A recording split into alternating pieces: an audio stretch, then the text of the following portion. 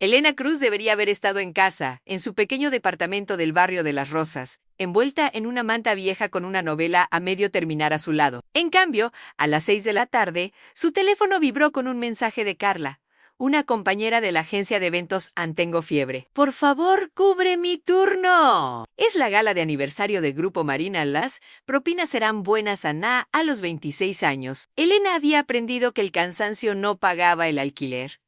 Aceptó una hora después, subía por el ascensor de servicio hacia los pisos altos de la Torre Marín, donde la ciudad brillaba tras paredes de cristal. Se puso el uniforme negro, se recogió el cabello oscuro y entró a un salón de luces de cristal. Perfumes caros, vino añejo y gente que parecía hablar el idioma del poder. En el centro estaba Diego Marín, de 34 años. Director general del grupo Marina. En la fiesta honraba a su padre, Rogelio Marín, fundador de la empresa, fallecido 2 años atrás. Cada felicitación que Diego recibía llevaba una comparación oculta. «Tu padre estaría orgulloso, Rogelio. Tenía un instinto extraordinario. Tiene su ambición. La experiencia llegará». Diego sonreía para las cámaras, pero cada frase lo irritaba. Su padre llevaba 2 años muerto, y sin embargo, seguía ocupando cada sala antes de que Diego entrara en ella. Al terminar su discurso, había bebido más de la cuenta. «Recordemos», dijo a los invitados, «que el éxito pertenece a quienes se atreven a construirlo, no a quienes se conforman con mirar desde un costado». En Elena, que pasaba cerca con una bandeja de plata, se detuvo un instante. Llevaba casi 6 años sirviendo a personas que hablaban de los trabajadores como si fueran muebles. En la frase no iba dirigida a ella, pero le dolió igual. Momentos después, un invitado retrocedió sin mirar y chocó contra su hombro. La bandeja se inclinó. El vino tinto salpicó la camisa blanca de Diego. A la conversación, murió al instante. «Lo siento mucho, señor», dijo Elena, buscando una servilleta. Algunas risas nerviosas se escucharon. Diego, humillado, buscó el blanco más fácil. «Esto», dijo en voz alta, «es exactamente porque el personal de servicio debería mantenerse donde los invitados no tengan que notarlo». A la mano de Elena se detuvo. Miró, no con enojo, sino con el cansancio de quien ha escuchado cosas peores de gente con mucho menos poder. «¿Me disculpé?» Señor, se dio la vuelta. Su calma lo enfureció más de lo que habría logrado una discusión. «Espera», dijo Diego, dando un paso hacia ella. «Sabes que pronto casi todo en este edificio responderá ante mí». Elena miró alrededor del salón y volvió a mirarlo. «Entonces, felicidades». Alguien tosió para disimular una risa.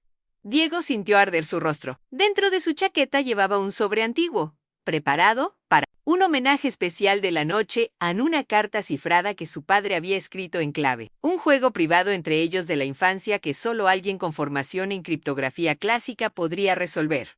Una idea impulsiva lo tomó. «Pareces muy segura de ti misma», dijo. «Pongamos a prueba esa seguridad». Levantó el sobre. «1 millón si logras descifrar esto correctamente». Los teléfonos aparecieron de inmediato. Elena miró el sobre. «No, gracias. Vine aquí a trabajar». «¿Qué pasa?», preguntó Diego, miedo.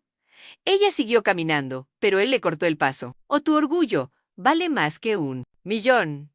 Algo cambió en Elena. No fue ira, fue decisión. «Dámelo». Diego sonrió y le entregó la hoja amarillenta. Ella la estudió unos segundos y luego, con precisión que no podía ser suerte, resolvió el cifrado y leyó el mensaje en voz alta. «A quien tiene poder y olvida la humanidad, termina consumido por la sombra que ese poder proyecta». En el salón quedó en absoluto silencio. Elena dobló la hoja, la devolvió a la mano de Diego y dijo en voz baja: «Parece que quien escribió esto entendía algo que usted ha olvidado». Se marchó. Por primera vez esa noche, nadie miró a Diego como el exitoso heredero de Rogelio Marina.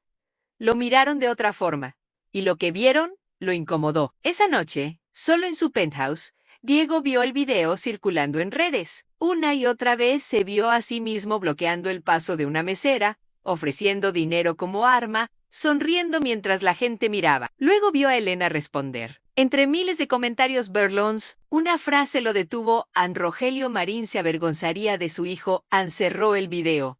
Pero seguía escuchando la traducción de Elena: «Poder, humanidad». Sombran volvió a abrirlo. Esta vez, no. Se miró a sí mismo. La miró a ella. No hubo duda en su resolución del cifrado. Ninguna sorpresa. Ningún teatro. Sabía exactamente lo que estaba leyendo. Y de pronto, Diego quiso saber quién era Elena Cruz. Antes del amanecer llamó a Seguridad Corporativa y pidió su expediente laboral. Lo que llegó era decepcionantemente ordinario en Elena Cruz. 26 años, trabajadora temporal de eventos, dirección en Las Rosas Ampero. En el contacto de emergencia estaba un nombre: Julián Cruz. Padre, fallecido.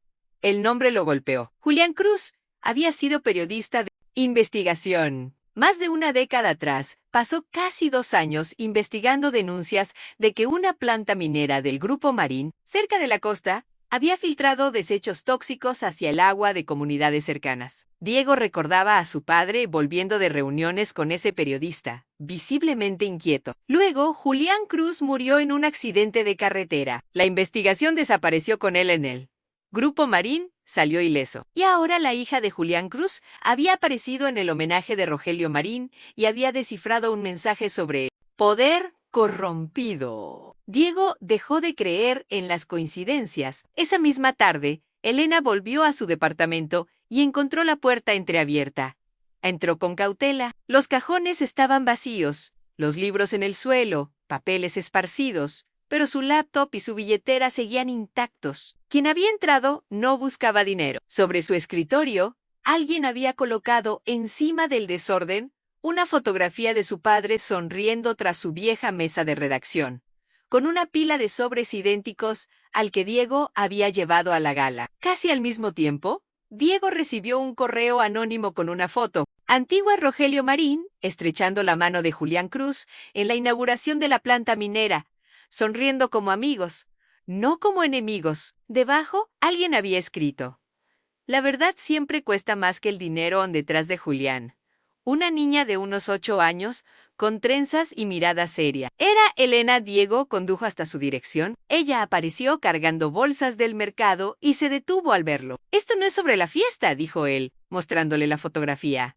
El rostro de Elena cambió por completo. Mi padre guardaba una copia de esto, susurró, con las manos temblando. Se sentó en las escaleras y le contó que, poco antes de su supuesto accidente, su padre le había dicho que finalmente había encontrado la evidencia que necesitaba contra el Grupo Marín. ¿Por qué debería confiar en ti?, preguntó ella. No deberías, respondió Diego, empero. Alguien tiene miedo de que ambos sigamos preguntando. Al día siguiente viajaron juntos a un archivo abandonado cerca de la costa, donde un anciano encargado reconoció a Diego de inmediato y les advirtió que esos registros habían sido sellados por orden de su propio padre. Tras horas de búsqueda entre carpetas manipuladas, encontraron un registro de visitas a la firma de Julián Cruz, solicitando acceso a una evaluación ambiental independiente, fechada 8 días después de su muerte oficial. Elena reconoció la letra al instante.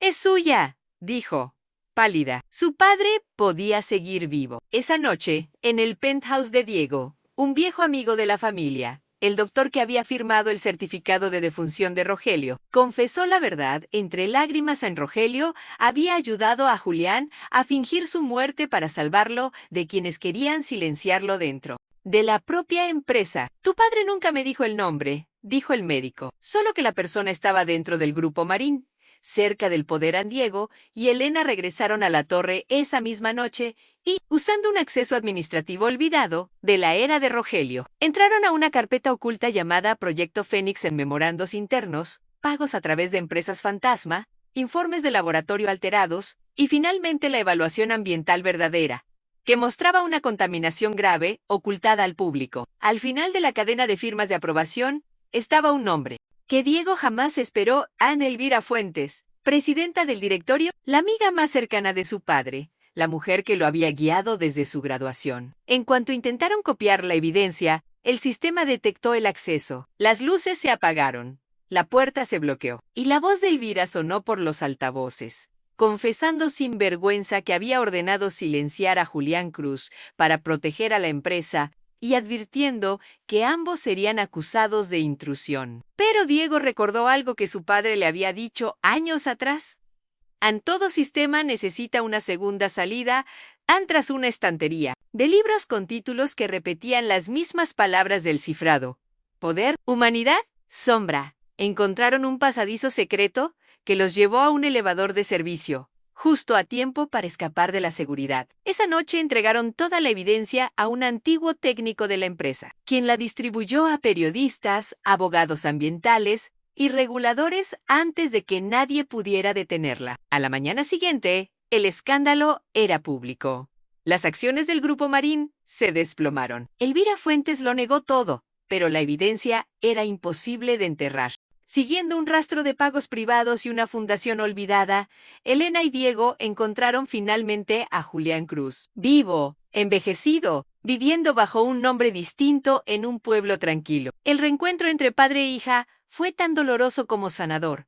Julián aceptó testificar. Meses después, Elvira Fuentes fue arrestada por fraude, encubrimiento y el intento de silenciar a un periodista. El Grupo Marín, tal como se conocía, dejó de existir en varias divisiones. Se vendieron, se crearon fondos de compensación para las comunidades afectadas. Diego renunció, vendió gran parte de su fortuna y la destinó a la restauración ambiental y a programas educativos en los barrios donde había crecido Elena un año después. Ambos inauguraron juntos un centro comunitario con los apellidos de sus dos familias unidos, no como monumento, sino como símbolo de que la verdad, tarde o temprano, siempre encuentra una puerta abierta. Con el tiempo, la gente seguía recordando la parte dramática, el ejecutivo arrogante, la mesera, el desafío del $1.000.000, pero lo que realmente importó ocurrió después de que las cámaras se apagaron. Porque el verdadero poder, aprendieron todos, no se mide por cuánta gente te obedece, sino por cómo tratas a quienes no tienen ningún poder sobre ti. Y esa lección, a diferencia del dinero, se vuelve más valiosa cada vez que alguien decide vivir por ella.